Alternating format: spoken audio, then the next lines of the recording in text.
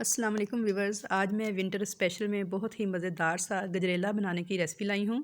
आज हम बनाएंगे गजरेला और इसको बनाएंगे हम अपने स्टाइल से, जो कि आपने शायद आज से पहले कभी नहीं खाया होगा।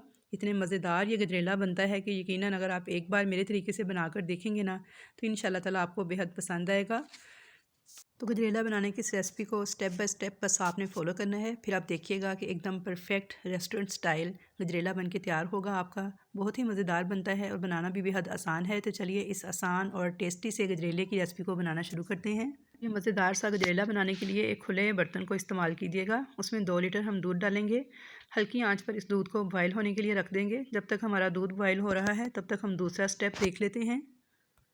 तो यहाँ मैंने आधा कप चावल आधे घंटा पहले भिगो के रख दिए थे पानी में। अब आधे घंटे बाद इन्हें हाथ से इस तरीके से चूरा कर लेंगे। पानी फेंक दें और जो चावल है इसे उबलते हुए दूध में ऐड कर देंगे। तो चावल आप टोटा भी इस्तेमाल कर सकते हैं। तो ये देखिए पानी मैंने सारा निकाल दिया है और दूध हमारा बॉयल हो रहा है। तो इस बॉयल होते दूध के अंदर मैं ये सारे चावल डाल दूँगी, मिक्स कर दूँगी इसे अच्छे तरीके से। और अब इन चावलों को हम दूध के साथ पकने देंगे मीडियम टू लो फ्लेम पर। बिल्कुल हल्की आंच पे हम इसे 10 से 12 मिनट तक पकने के लिए छोड़ देंगे। तो चलिए अब इसका नेक्स्ट स्टेप देख लेते हैं, जब तक हमारे चावल 10 से 12 मिनट तक पक रहे हैं। तो यहाँ पे मैंने आधा किलो गाजरें ली हैं और आप देख सकते हैं कि मेरी गाजरें एकदम सुरख हैं और बारीक हैं। तो आप जब भी गजरेला या गाजर का हलवा बनाने के लिए गाजरें यूज़ करें तो इसी किस्म की सुरख और बारीक गाजरें इस्तेमाल करें, जिसमें पीला पार्ट जो सा सेंटर वाला है वो कम होता है और जो मोटी गाजरें होती हैं उनके अंदर येलो पार्ट सेंटर वाला बहुत ज़्यादा होता है। तो उसका गजरेला या गाजर का हलवा जो है वो बिल्कुल भी मज़े का नहीं बनता। तो इसलिए आप इस चीज़ का ख्याल कीजिए कि आपने जो भी गाजर इस्तेमाल करनी है हलवे के लिए या गजरेले के लिए तो सुरख रंग की हो और पतली हो और उसका सेंटर वाला पार्ट जो येलो है वो ज़रा कम हो। अब इन गाजरों को मैंने छील लिया था अच्छे तरीके से, इनका छिलका उतार के इनको वॉश कर लिया था और अब इनको मैं कद्दूकश करूँगी। आप चाहें तो इसे इलेक्ट्रिक ग्रेटर से भी ग्रेट कर सकते हैं या फिर हैंड वाले ग्रेटर से ग्रेट कर लें, जो भी आपके पास अवेलेबल हो आप उससे ग्रेट कर सकते हैं। लेकिन आपने इसे बारीक वाली साइड से ग्रेट करना है, मोटी वाली साइड से ग्रेट नहीं करना। ये देखिए मैं ये बारीक साइड यूज़ करूँगी। तो यहाँ पर देखिए मैंने बारीक वाली साइड यूज़ करते हुए मैनुअल ग्रेटर से सारी गाजरें कद्दूकश कर ली हैं। तो अब हम अगला स्टेप शुरू करते हैं। तो यहाँ एक पैन में मैंने 1 टेबल स्पून देसी घी लिया है। अगर देसी घी ना हो तो आप डालडा भी यूज़ कर सकते हैं। और इसके अंदर मैंने आधे कप के बराबर पिस्ते, बादाम और काजू इस तरह से बारीक काटे हुए थे, वो मैं इनको हल्का सा रोस्ट कर लूँगी। लाइट सा गोल्डन कलर आने पे इनको निकाल लूँगी। तो अब उसी पैन में बस 1 टीस्पून के बराबर घी डालूँगी और उसमें ये गाजरें जो मैंने कद्दूकश करके रखी थी इनको डाल के 2 मिनट तक बस कलर चेंज होने तक हल्का सा फ्राई कर लूँगी।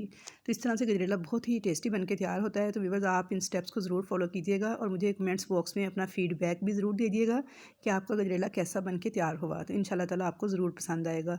तो 2 मिनट तक मैंने गाजरों को भून लिया है। तो यहाँ पर देखिए गाजरों का जो कलर है वो थोड़ा सा चेंज हो गया है। तो अब इनको हम दूध में ऐड कर देंगे। तो चलिए दूध की तरफ चलते हैं। तो यहाँ पे देखें चावल हमारे दूध में पक रहे हैं। मीडियम टू लो फ्लेम पे हमने चावलों को पकने के लिए छोड़ा हुआ था और तकरीबन 12 से 14 मिनट हो चुके हैं चावलों को दूध के साथ पकते हुए। तो अब हम इसके अंदर जो हमने गाजरें हल्की सी रोस्ट की हैं इनको हम शामिल कर देंगे।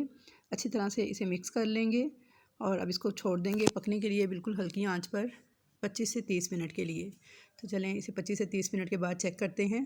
तो यहाँ पे तकरीबन 25 मिनट हो चुके हैं गाजरों को और चावलों को दूध के साथ पकते हुए। और आप देख सकते हैं कि हमारा गजरेला जो है वो काफ़ी ज़्यादा गाढ़ा हो गया है, बहुत ज़्यादा इसके अंदर थिकनेस आ गई है। आप इसकी कंसिस्टेंसी चेक कर सकते हैं। तो अब इस स्टेज पर बिल्कुल स्लो फ्लेम पर हमने इसे पकने के लिए छोड़ा हुआ था। तो अब इसके अंदर हम 1 कप चीनी ऐड कर देंगे। 1 कप चीनी जो है वो बिल्कुल परफेक्ट रहेगी इतने गजरेले के लिए। तो ये देखिए मैंने इसमें चीनी ऐड की है। अब इसे मिक्स कर लेंगे अच्छे तरीके से। तो साथ ही इसको बिल्कुल लो फ्लेम पे अब 6 से 7 मिनट मज़ीद पकने देंगे। तो 6 से 7 मिनट के बाद इसके अंदर जो हमने पिस्ते, बादाम और काजू फ्राई करके रखे थे वो इसमें ऐड कर देंगे। मिक्स कर देंगे इसको अच्छे तरीके से। और अब इसमें हाफ़ टी स्पून सब्ज़ इलायची का पाउडर ऐड कर देंगे, इसको भी मिक्स कर लेंगे।